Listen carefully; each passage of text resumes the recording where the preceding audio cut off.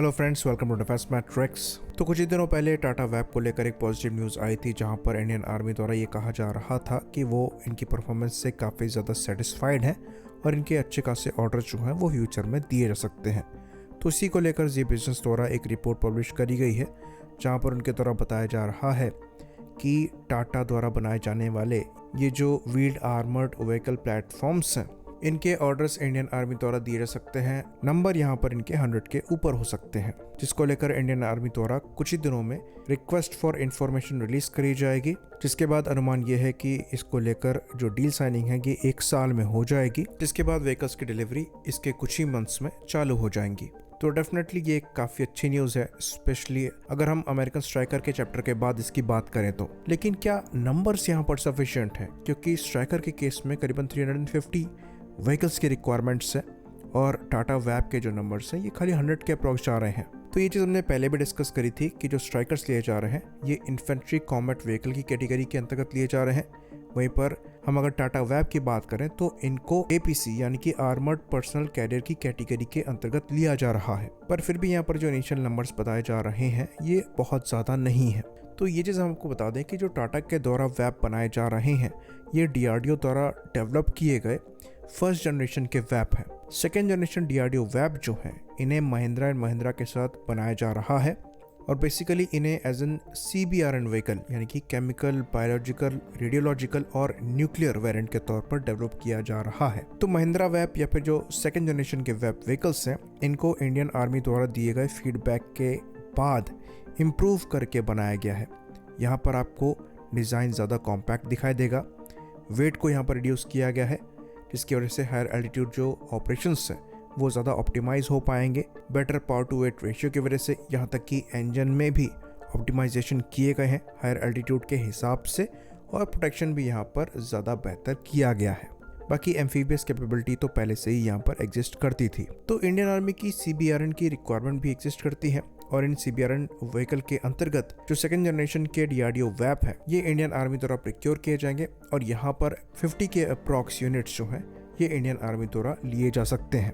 बाकी एक और वेरिएंट डीआरडीओ वेब का निकल कर सामने आएगा और इसको भारत फोर्स द्वारा बनाया जाएगा और ये डीआरडीओ वेब का FICV वेरिएंट हो सकता है। FICV का मतलब यहाँ पर यह है कि ये डायरेक्टली स्ट्राइकर को चैलेंज कर सकता है। खैर ये चीज़ हम पहले भी कह चुके हैं और वेब के फर्स्ट जनरेशन वर्जन से स्ट्राइकर का कंपैरिजन कर चुके हैं, जहाँ पर हमने बताया था कि कहीं से भी स्ट्राइकर टाटा वेब के ऊपर एडवांटेज रख रहा है ऐसा नज़र नहीं आता है। इवन स्ट्राइकर एम्फीबियस तक नहीं है, जबकि टाटा वेब जो कि फर्स्ट जनरेशन वेब है वो भी एम्फीबियस है। यहाँ तक कि वहाँ पर जो पावर टू वेट रेशियो है वो भी ज़्यादा बेहतर है, जो कि हायर एल्टीट्यूड ऑपरेशंस के हिसाब से ज़्यादा सुटेबल माना जाता है। हाँ, कॉम्पैक्टनेस जो है ये स्ट्राइकर की ज़्यादा है, जिसकी वजह से जैसे कि हमने बताया C-130, J-30 सुपर हर्कुलिस जैसे एयरक्राफ्ट से इनको ट्रांसपोर्ट किया जा सकता है।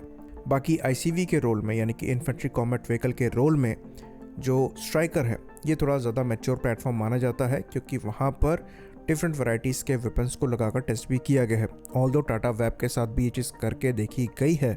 इवन 105 मिलीमीटर की कैनन लगाने की भी बात यहाँ पर करी जा रही थी, जो कि स्ट्राइकर से पहले से ही इंटीग्रेटेड है, पर टाटा वेब के साथ भी किया जा सकता था।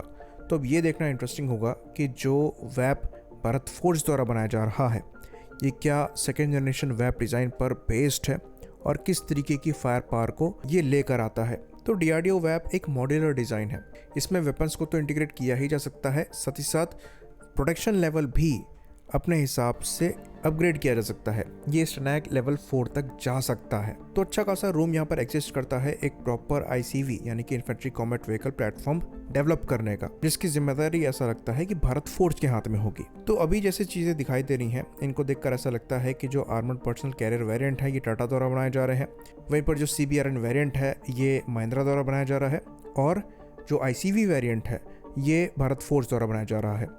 तो 100 के अप्रॉक्स जो है ये APC की रिक्वायरमेंट एग्जिस्ट करती है ऐसा नज़र आ रहा है। वहीं पर CBRN व्हीकल की बात करें तो इनकी रिक्वायरमेंट 50 के अप्रॉक्स की नज़र आ रही है। और अगर हम यहाँ पर ICV की बात करें तो 350 ICV की रिक्वायरमेंट यहाँ पर एग्जिस्ट करती है, जिसको लेकर स्ट्राइकर को ही कंटेंडर माना जा रहा है।